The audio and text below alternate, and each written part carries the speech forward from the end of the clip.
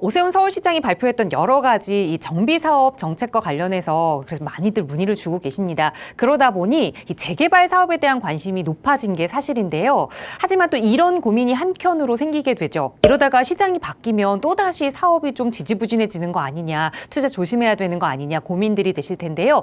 오늘은 그 이야기에 대해서 좀 자세한 내용을 대표님께 들어보고자 합니다. 바로 전해주실까요?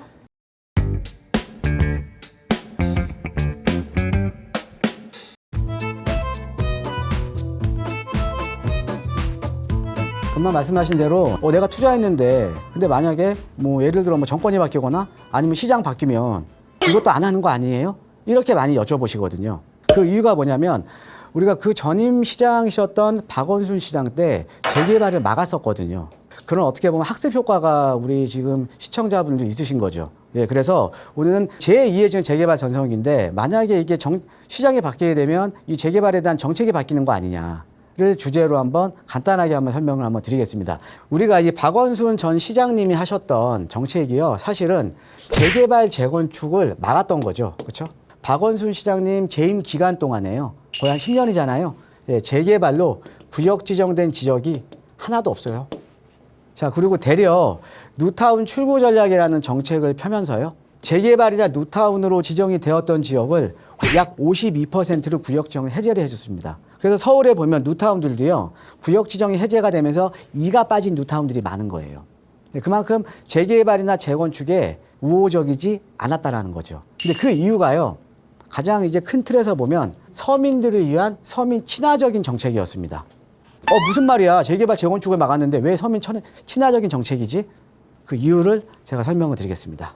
여러분들 우리가 재개발이나 재건축을 하면요, 그러니까 즉 정비 사업을 하면요, 원래 재개발이나 재건축 기간이 상당히 길잖아요. 거기에 원래부터 살고 계시는 원주민들은요, 다 팔고 떠납니다. 대부분이. 그래서 우리가 뉴타운이나 재개발 지금 이제 개발된 데 있잖아요.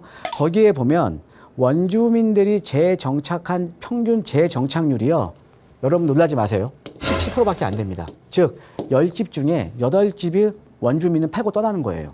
근데 중요한 거는 이 원주민들이 거기를 팔고 떠났는데 그 지역보다 내가 판 지역보다 더 좋은 지역으로 이사를 가시면 되거든요. 집을 사서. 근데 그렇지 못하다라는 거죠. 지역을 더 안 좋은 쪽으로 하향 처리한다라는 거죠. 자, 그러니까 차라리 재개발 안 됐으면 여기 그냥 원주민들이 이제 거주를 하고 있는 건데 원주민들이 재개발이 시작이 되면 다 떠나버리는 거죠. 이런 문제점이 있습니다. 첫 번째. 그다음에 두 번째.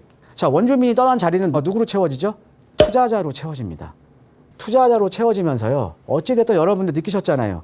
어찌됐든 시간이 지나면 부동산 투자는 어차피 시간을 투자를 하면은 우상향 곡선이 그려질 수밖에 없어요. 특히나 서울 같은 경우는 더더욱 그렇죠.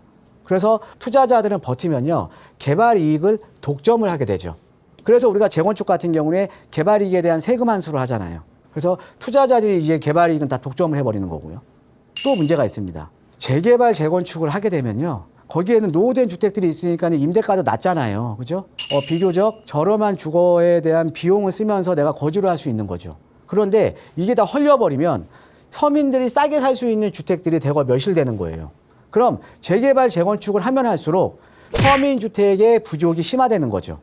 자, 지금 뭐냐? 재개발을 하면 원주민들 다 떠나고 떠난 자리는 투자자로 채워지면서 투자자들이 어찌됐든 버티면 개발 이익은 독점이 되고 또 재개발로 인해서 기존의 주택들이 멸실이 되고 신규 아파트가 들어서게 되면서 서민들이 살 집이 점점 서울 도심에 부족해지는 겁니다. 그러니까 재개발 하지 말자. 하지 말자.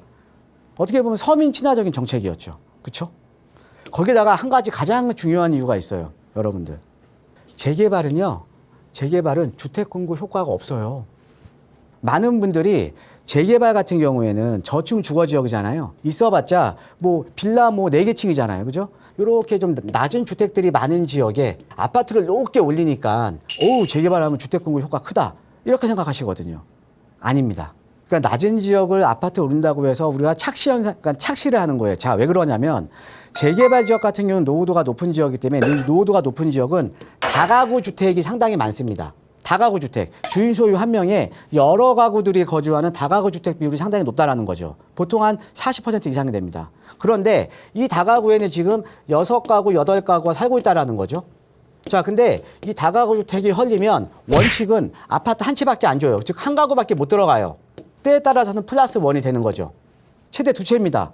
그러니까 다가구 주택 안 올렸으면 거기에는 6가구, 8가구 살고 있는데 재개발해버리면 최대 두 채밖에 안 되는 거예요. 2가구밖에 못 사는 거죠. 자, 그래서 재개발은 다가구 주택 비율이 상당히 높기 때문에 재개발을 하게 되면 가구 수가 이제 감소를 하는 거죠.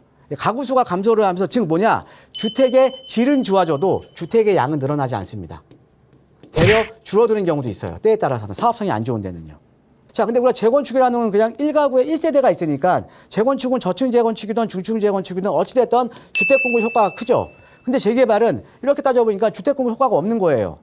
그러니까 재개발 해봤자 서민들만 더 힘들어지고 재개발 해봤자 서울에 주택 공급 효과가 없네. 그래서 전 시장이셨던 박원순 시장은 뉴타운 출구 전략이라는 정책을 폈던 겁니다. 재개발을 막았던 거죠. 자, 그러다 보니까 어떻게 됐습니까? 서울에 신규 아파트 공급이 안 된 거예요. 새 아파트 공급이 안 되면서 이번에 가격이 이렇게 많이 폭등했던 거죠. 제가 데이터를 말씀드릴게요. 서울에 한 해에 필요한 새 아파트 수요가요. 4만 5천 가구에서 4만 8천 가구 사이입니다. 자, 그런데 박원순 시장 재임 기간 지금 서울의 아파트 평균 신규 아파트 공급량이요. 2만 3천 가구밖에 안 돼요. 해마다. 그러니까 해마다 거의 한 2만 5천 가구에서 2만 2천 가구 정도가 해마다 부족했던 거죠. 그러니까 10년이면 얼마입니까? 25만 가구, 27만 가구가 공급이 안 됐던 거죠. 그러니까 그게 쌓여서 2017년부터 21년도까지 그게 폭발을 해버린 겁니다. 즉 서민들을 위한 정책을 폈는데 결론적으로는 아파트 공급이 안 되면서 어떻게 보면 서민들한테 지금 부메랑이 돼서 돌아온 거죠. 예전에 2017년도만 하더라도 노원이나 도봉 가면요 20평형대 2억 대면 살 아파트들 많았어요. 근데 그런 것들이 벌써 6억 7억이 돼버린 거죠. 왜? 아파트 공급이 안 됐으니까. 그러니까 강남 상구나 이런 데만 오르는 게 아니라 서민들이 싸게 거주할 수 있었던 그런 지역들조차 가격이 폭등을 해버린 거죠. 그러면서 서민들만 가장 힘들어진 겁니다.